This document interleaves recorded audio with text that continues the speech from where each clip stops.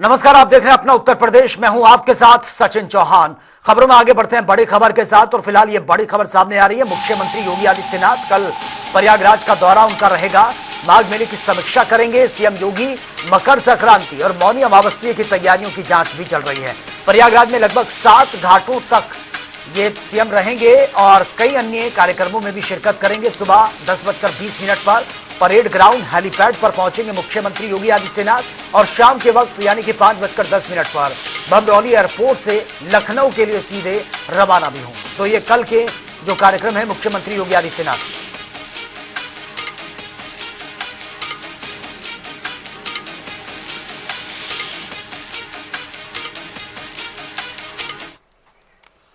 और चलिए आगे बढ़ते एक और बड़ी खबर के साथ। और आगरा से बड़ी खबर है। डिप्टी सीएम के कार्यक्रम में अचानक से बिजली कट गई और मंच से भाषण के दौरान ये जो बिजली थी वो गुल हो गई। 15 मिनट तक भाषण नहीं हो पाया डिप्टी सीएम का। जिलाधिकारी ने मौके पर फिर दौड़ लगाई। बिजली काटने पर ये जो मंच पर डिप्टी सीएम बोल रहे थे, अचानक से बिजली चली गई। लापरवाही करने वालों पर तुरंत एक्शन लेने की बात। अब ये डिप्टी सीएम का जो कार्यक्रम था उसमें ये परेशानियां आई हैं। उसके बाद अब ये कहा गया कि जिन भी अधिकारियों की लापरवाही रही है उनके खिलाफ एक्शन लिया जाएगा।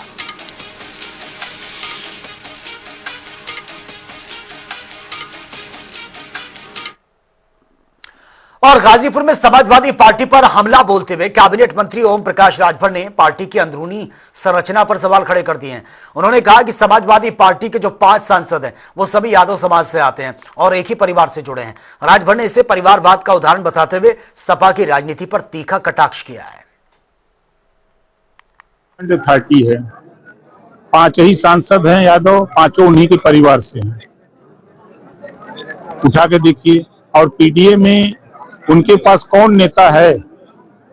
आज एनडीए के पास स्वतंत्र देव पटेल जी, केशव देव मौर्य जी, ब्रजेश पाठक जी, संजय निषाद जी, योगी आदित्यनाथ जी, आपके जयंत चौधरी जी, आपके आशीष पटेल जी, ओम प्रकाश राजभर, ऐसे कई दर्जन नेता हैं जो वोट दिलाने की कुवत रखते हैं। और उनके पास कौन कुवत है? एमवाई के अलावा तीसरा कुवत बता दीजिए। और वही मैनपुरी में उत्तर प्रदेश सरकार के राज्य मंत्री नरेंद्र कश्यप के बयान पर सियासी हलचल तेज हो गई है, जहां उन्होंने अखिलेश यादव के फर्जी वोट वाले आरोपों पर पलटवार किया है। कहा कि ज्यादा से ज्यादा वास्तविक मतदाताओं का जुड़ना लोकतंत्र के लिए अच्छी बात है और इससे सभी दलों को फायदा भी हो सकता है। वहीं बंगाल में ईडी रेड और ममता बनर्जी के पैदल मार्च पर बोलते हुए उन्होंने कहा कि भ्रष्टाचार में लिप्त कोई भी हो, एजेंसियां अपना काम करेंगी। साथ ही लालू परिवार से जुड़े जमीन के बदले नौकरी मामले पर कानूनी प्रक्रिया बताते हुए वो ये फैसला कोर्ट पर छोड़ दिया। उत्तर प्रदेश के माननीय मुख्यमंत्री जी का भी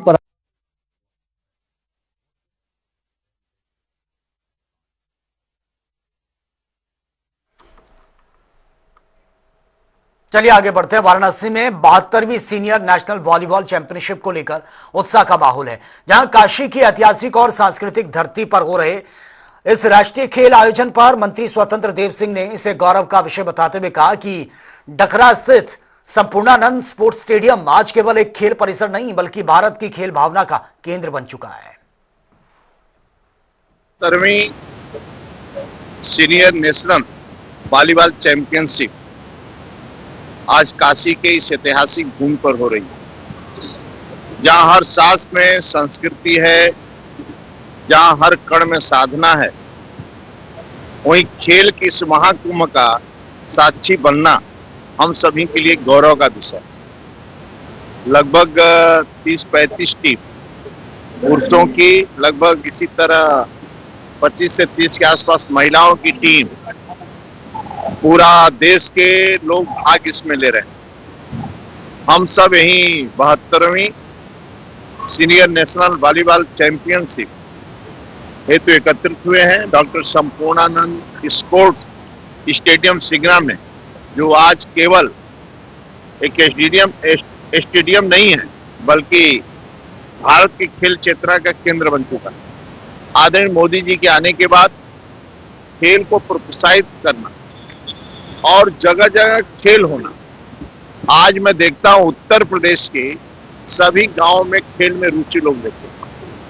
जो खेल गुम हो गए थे, आज आदरणीय मोदी जी, आदरणीय योगी जी यानी डबल इंजन के सरकार में खेल को जिस प्रकार महत्व दिया जा रहा, और खेल स्टेडियम हो, चाहे ग्रामीण स्तर को हो, चाहे प्रदेश स्तर या डिस्ट्रिक्ट केंद्र, सभी जगह बच्चों को प्रोत्साहन, चाहे सांसद खेल प्रतियोगिता, विधायक खेल प्रतियोगिता, और यहाँ पर आदरणीय अशोक तिवारी जी मेयर के रूप में काशी में जिससे करवा रहे हैं, तो आदरणीय मोदी जी के आने के बाद यह क्षेत्र जो अछूता रहता था कांग्रेस आने, आज लोग चैंपियन बन रहे हैं, विश्व में भाग ले रहे हैं, और खेल जगत में बच्चे प्रत्येक क्षेत्र में रुचि रहे, ऐसे ऐसे खेलों में भाग ले रहे हैं जो गुम हो गया था। यानी गांव की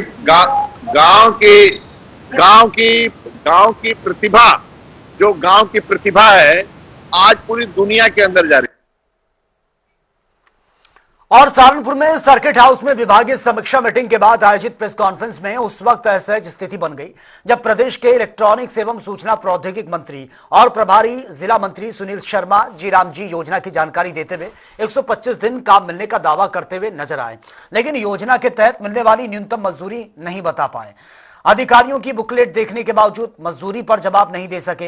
वहीं इन्होंने मनरेगा को कांग्रेस सरकार के भ्रष्टाचार का कुतुब मीनार बताते हुए विपक्ष के आरोपों का खंडन भी किया और बीजेपी और केंद्र सरकार को महात्मा गांधी का सच्चा सम्मान करने वाला बता दिया। महात्मा गांधी जी के सपनों को साकार करने का काम नरेंद्र मोदी जी ने किया। महात्मा गांधी जी के चश्मे के आधार पर तो लोगो बनाया गया स्वच्छता अभियान का। कांग्रेस ने भ्रष्टाचार के अतिरिक्त कुछ नहीं किया, केवल लूट करके खाया और गांवों को उजाड़ करके रख दिया। उसका नतीजा है कि आज गांव का आदमी शहर में जाने के लिए मजबूर होता। इस गांधी जी जो जी राम जी योजना है, इसके द्वारा गांव का पलायन रुकेगा, व्यक्ति गांव का गांव में रहेगा। भारतीय जनता पार्टी, माननीय नरेंद्र मोदी जी, हम सब लोग गांधी जी का पूर्ण सम्मान करते हैं, उनके प्रति आदर है, श्रद्धा भाव है। और उधर गुड्डू जमाली को लेकर सियासत तेज हो गई है। इसी मुद्दे पर लखनऊ में बीजेपी के प्रदेश प्रवक्ता राकेश त्रिपाठी ने विपक्ष पर निशाना साधते हुए अपनी प्रतिक्रिया दी है। उन्होंने मामले को लेकर राजनीतिक बयानबाजी पर सवाल खड़े कर दिए और बीजेपी का पक्ष साफ किया है। समाजवादी पार्टी एक तरफ पीडीए पाठशाला चला करके बच्चों के भीतर जातीय जहर घोलने की कोशिश कर रही है, वहीं समाजवादी पार्टी के नेता गुड्डू जमाली अपने स्कूल में मजहबी तराने छेड़ने का काम कर रहे हैं, मजहबी दगबात उभारने का काम कर रहे हैं, लोगों की भावनाएं भड़काने का प्रयास कर रहे हैं और बच्चों को हथियार बना रहे हैं। ये बहुत शर्मनाक है। समाजवादी पार्टी को गुड्डू जमाली के खिलाफ कार्रवाई करनी चाहिए और जिला प्रशासन को भी, विशेष करके शिक्षा विभाग को संज्ञान लेकर के गुड्डू जमाली के विद्यालय की मान्यता के संदर्भ में भी कठोर निर्णय लेने चाहिए, क्योंकि ऐसे विद्यालय समाज में अच्छे नागरिकों का निर्माण नहीं करेंगे बल्कि कट्टर और धर्मांध लोगों को पैदा करने का काम करेंगे।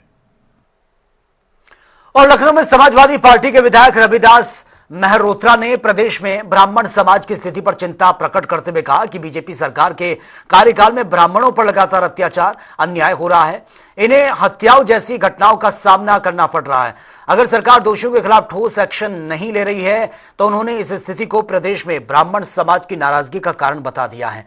राजनीतिक चेतावनी भी दी है। प्रदेश में जब से भाजपा की सरकार आई है, लगातार ब्राह्मणों का उत्पीड़न हो रहा है, लगातार उन पर जुल्म हो रहा है, उनकी हत्याएं हो रही हैं और भाजपा की सरकार किसी भी दोषी के खिलाफ कोई कार्रवाई नहीं कर रही है। इससे पूरे प्रदेश में ब्राह्मण समाज बहुत अधिक नाराज है। उत्तर प्रदेश में मुख्यमंत्री योगी आदित्यनाथ के बयान पर सियासी और सामाजिक प्रतिक्रियाएं लगातार सामने आ रही हैं। उसी कड़ी में ऑल इंडिया मुस्लिम जमात के राष्ट्रीय अध्यक्ष मौलाना शहाबुद्दीन रजवी ने मुख्यमंत्री के बयान का समर्थन किया और योगी आदित्यनाथ ने उन्होंने कहा कि मुख्यमंत्री योगी आदित्यनाथ ने पाकिस्तान और बांग्लादेश को भारत का हिस्सा बताते जाने की जो बात कही है वो ऐतिहासिक और वैचारिक रूप से बिल्कुल सही है। प्रदेश के मुख्यमंत्री योगी आदित्यनाथ जी ने जो बात कही है कि पाकिस्तान, बांग्लादेश ये भारत का ही हिस्सा है, बिल्कुल बात उनकी दुरुस्त है, सही है।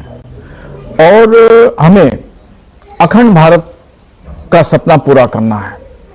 और ये पहले जब मुस्लिम बादशाह हुआ करते थे तो भारत, ये अफगानिस्तान भी भारत का हिस्सा हुआ करता था, भूटान भी भारत का हिस्सा हुआ करता था, और भारत की सरहदें रूस के शहर समरकंद और बुखारा तक थी। इतना बड़ा भारत था। मगर अंग्रेज ने यहां पर लोगों को, हिंदू और मुसलमानों को लड़ाने की पॉलिसी की, और जिसकी वजह से भारत जो है वो कमजोर हुआ। अंबेडकर नगर जिले में बीएन इंटर कॉलेज मैदान में आयोजित विराट हिंदू सम्मेलन में भारी जनसैलाब देखने को मिला, जहां पर जय श्री राम के गगनभेदी नारों से पूरा माहौल भक्तिमय हो गया। इस सम्मेलन में आरएसएस के पूर्वी उत्तर प्रदेश क्षेत्र प्रचारक अनिल जी मुख्य अतिथि के तौर पर उन्होंने शिरकत की है। उन्होंने हिंदू समाज को एकजुट होने, आत्मरक्षा संगठन की आवश्यकता पर फोकस किया है। पूरे देश में संघ के 100 वर्ष पूर्ण हुए, तो आम जनमानस के सहयोग से, आम जनमानस द्वारा आज इतना बड़ा विराट हिंदू सम्मेलन यहाँ संपन्न हुआ। आप सबने देखा होगा कि हिंदू अब जागृत हो चुका है, वो अपनी संस्कृति की रक्षा के लिए, अपनी आस्था की रक्षा के लिए एकत्र और जागृत है। बस मैं सभी को शुभकामनाएं दूंगा कि जिस प्रकार से आज सभी हिंदू समाज के सभी घटक, जितनी भी जातियां हैं, जितने भी मत है, जितने भी पंथ है, आपने देखा होगा सिख समाज से, कबीर पंथ से, सभी लोग यहाँ पर आए थे। मैं सबको बहुत बहुत धन्यवाद देता हूँ और ढेर सारी शुभकामनाएं देता हूँ। चलिए आगे बढ़ते हैं बड़ी खबर के साथ। बहराइच से बड़ी खबर है, चचेरे भाई की नरबली देने वाले अभियुक्त को फांसी, ये कोर्ट अभियुक्त अनूप को सुनाई गई है मौत की सजा। तो फिलहाल ये बड़ी खबर से आपको अपडेट करा रहे हैं। तंत्र मंत्र की साजिश में ये हत्या की घटना को अंजाम दिया गया था। अपने ही चचेरे भाई को बहुत बेरहमी से मौत के घाट उतारा था। 23 मार्च 2023 की यह घटना है, जहां पर फावड़े से हत्या की गई थी तंत्र मंत्र के चक्कर में। और परसा अगिया गांव से जुड़ा यह सनसनीखेज मामला सामने आया था, जिस पर अब फैसला भी सामने आया है और फांसी की सजा यह सुनाई गई है कोर्ट की तरफ से।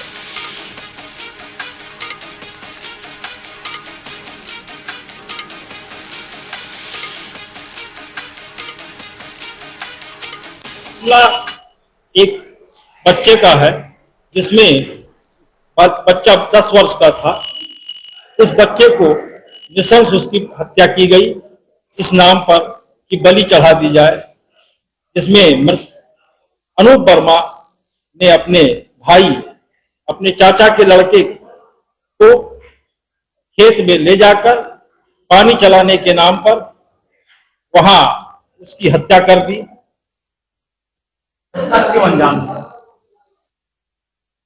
अनूप वर्मा का बेटा सत्यम बीमार रहता था, जिस कारण से तांत्रिकों ने उसको समझा रखा था कि तुम्हारा बेटा सत्यम तब ठीक होगा जब तुम अपने परिवार के किसी बच्चे की बलि चढ़ाओगे। इसी दिन और चित्रकूट में सर्दियों के मद्देनजर जरूरतमंद बुजुर्गों के लिए कंबल और ऊनी वस्त्र ये वितरित किए गए हैं। और इस अवसर पर इंडियन मेडिकल एसोसिएशन ने शहर के वृद्धाश्रम में 60 बुजुर्गों को सामग्री दी है। कार्यक्रम का शुभारंभ डीएम पुलकित गर्ग ने दीप प्रज्वलित करके किया है और मां सरस्वती के चित्र पर माल्यार्पण भी किया है। हाँ जी, देखिए जैसा इस समय की स्थिति है कि ठंड जो है अत्यधिक हो गई है, और इस ठंड के समय इंडियन मेडिकल एसोसिएशन द्वारा आईएमए द्वारा एक बहुत ही सराहनीय पहल की गई है कि जो यहाँ पे वृद्धाश्रम है, जो समाज कल्याण द्वारा जो है वो वित्त पोषित है और यहाँ संस्था द्वारा चलाया जाता है। वहाँ पे उन्होंने लगभग 60 वृद्धजनों के लिए जो है कंबल वितरण की आज व्यवस्था की गई है, और कंबल के साथ साथ एक इनर वार्मर, ग्लव्स और कैप की भी व्यवस्था की गई है, जो बहुत सराहनीय है। और मुझे बताया गया कि ये प्रत्येक वर्ष करते हैं, तो इसके लिए मैं इनकी प्रशंसा करना चाहूँगा। साथ साथ यहाँ पर जो व्यवस्थाएं हैं, समाज कल्याण अधिकारी को भी निर्देशित किया गया है कि यहाँ की व्यवस्थाएं जो हैं उनको सुचारू और अच्छे रूप से उसको संचालित करें, ताकि हमारे जो वृद्धजन हैं उनको किसी प्रकार की ठंड के समय कोई समस्या। चलिए आगे बढ़ते हैं बड़ी खबर के साथ। चित्रकूट से बड़ी खबर है। चित्रकूट में खनिज अधिकारी रणवीर सिंह की बड़ी लापरवाही सामने आई है। खनन निदेशक माला श्रीवास्तव को गुमराह किया जा रहा है। अधिकारी को योगी सरकार का कोई डर नहीं है। एनजीटी के नियमों की अवहेलना खुलकर हो रही है। तस्वीरें आपके सामने हैं। एनजीटी के नियमों की अवहेलना होती हुई ये तस्वीरें साफ तौर पर बयां कर रही हैं। चित्रकूट से खबर, अवैध खनन और ओवरलोडिंग पर यह जारी है।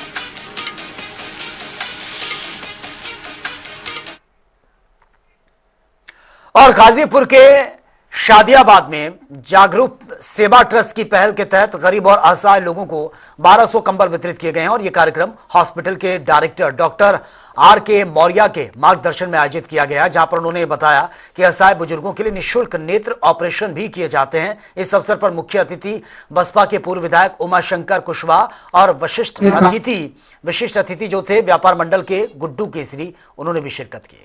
ये गरीब लोगों के लिए कंबल वितरण का कार्यक्रम किया गया है जो पिछले 8 वर्षों से चला आ रहा है।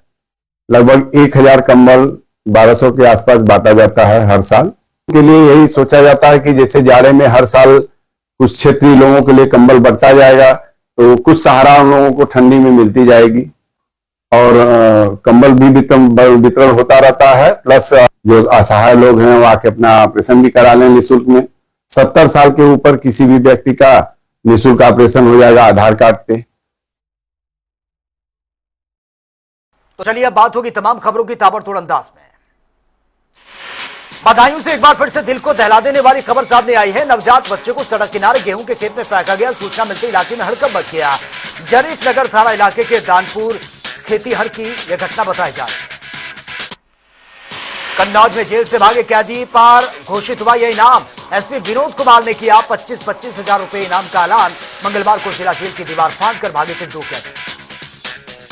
फतेहपुर में वर्चस्व को लेकर आधा दर्जन से अधिक युवकों ने जमकर मारपीट की है। बीच सड़क पर लाठी डंडे और धारदार हथियार से हमला।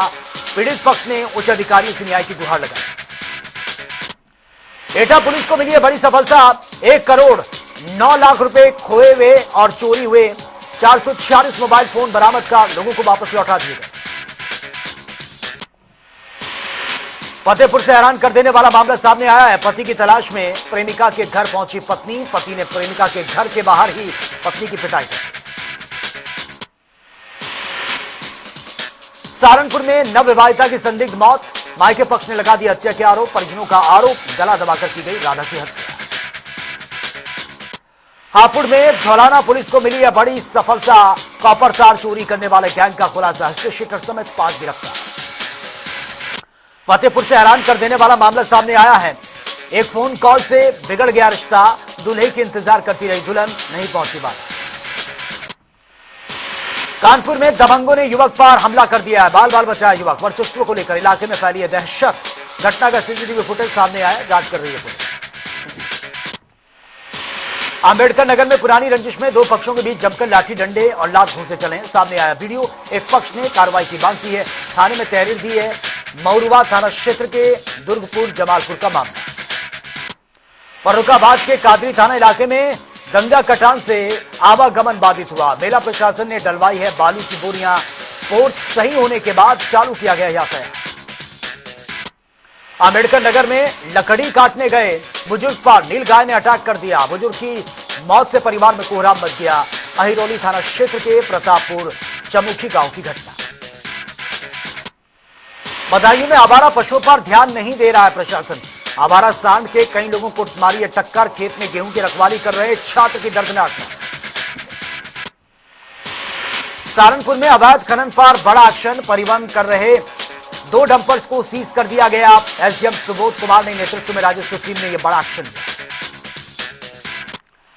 अलीगढ़ में घर में घुसकर महिला के साथ मारपीट और गाली गलौज। सामने आया वीडियो। 6 जनवरी का बताया जा रहा है मामला, जांच कर रही है पुलिस। सहारनपुर में रोडवेज कर्मचारी और चालकों के खिलाफ मुकदमा दर्ज। बीती 8 जनवरी को कार सवार से की थी मारपीट। फतेहपुर पुलिस ने शुरू की कार्रवाई। फर्रुखाबाद में ट्रेन से कटकर अज्ञात युवक की मौत। सूचना पर फतेहगढ़ कोतवाली रणविजय सिंह पुलिस बल के साथ मौके पर पहुंचे। मृतक की पहचान कराने में जुटी है पुलिस। कानपुर में छात्रा से दुष्कर्म का आरोपी शिक्षक गिरफ्तार। किदवई नगर में टीचर के खिलाफ दर्ज हुआ था मुकदमा। पिछले 1 महीने में कई बार बना चुका था शिकार। मैनपुरी में फर्जी कंपनियों के नाम पर करोड़ों की जीएसटी चोरी का मामला सामने आया। सरकार को करोड़ों का पहुंचाया गया नुकसान। पुलिस ने खुलासा करते हुए 2 शातिर अभियुक्तों को गिरफ्तार किया। तो फिलहाल इस बुलेटिन में मेरे साथ इतना ही, लेकिन तमाम खबरों के लिए आप बने रहिए जनता टीवी के साथ। नमस्कार।